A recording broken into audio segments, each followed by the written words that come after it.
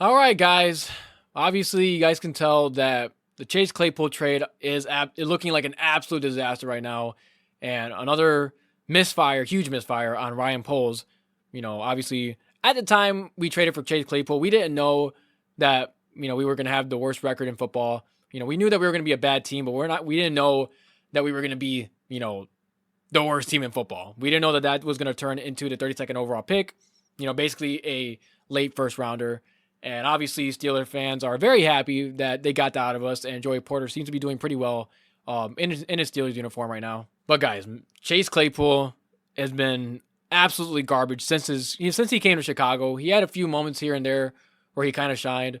Last year when he mossed Sauce Gardner, when he had a couple of PIs drawn on him and stuff. So, which is what I wanted us to use him for. I wanted us to take more deep shots with him.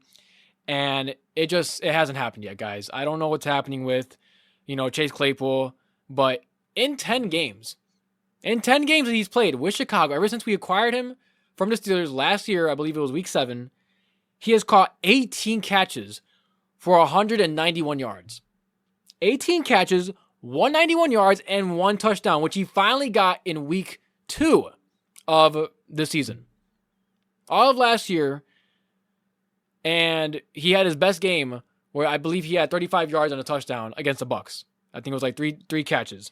Guys, that is not a guy you trade for in general. First off, that's not a guy you trade for the first, second round borderline pick for. That's not even a guy you trade a 7th round pick for. That's not even a guy you let on the team for. Now I get it. Stats don't tell the full story here. We know that, talent wise, from just a talent perspective, Chase Claypool is a lot better than most wide receiver 3s and wide receiver 4s out there. And from a talent upside, he has wide receiver 2 upside. The problem is that his head is not on right. He doesn't really have the work ethic in there. He's not good with the media, guys. He needs to learn to shut his mouth at times. And I know what he said about his comments when he got benched for it, in his last game when he basically confirmed that the Bears weren't using him right. And so he was pretty much benched for it. And we don't know if he's ever going to play for the Bears again. I don't think he is. I think he's going to be traded away or, most likely released, to be honest. I don't see anybody that would be willing to take the risk on trading for him. But, man, Chase Claypool, the Chase Claypool experiment has been an absolute disaster, which is so sad because I was so excited when we traded for him.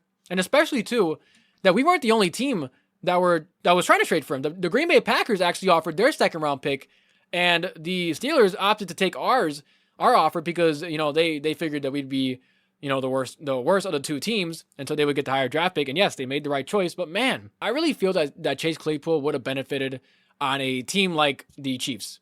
Imagine Patrick Mahomes with his deep ball ability, or even with the Bills, or with even the Packers as of right now. I feel like Matt LaFleur would have gotten more out of Chase Claypool than when we're getting out of him right now. Our run-heavy offense and our inability to, throw the deep ball, use him the same way that Big Ben used him. When in his rookie season, Ben Roethlisberger used Chase Claypool, threw the ball to him, and used his strengths, throwing up those 50-50 balls to him where he would come down with it. Most of the time it was 75-25 because there was not much you could do to stop him. A 6'4", 220-pound jump ball machine with a 40-plus inch vertical.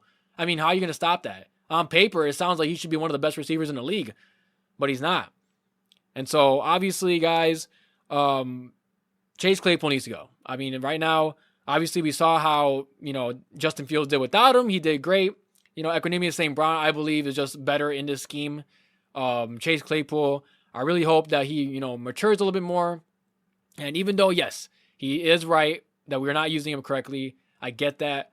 But in general, guys, I just haven't seen the work ethic from him, how I've seen from the other receivers. And you can just tell he doesn't even want to be here. Wouldn't be surprised in a few hours or in a few days from now he's away. He's not going to play in this week's game, this Thursday game against the Commanders.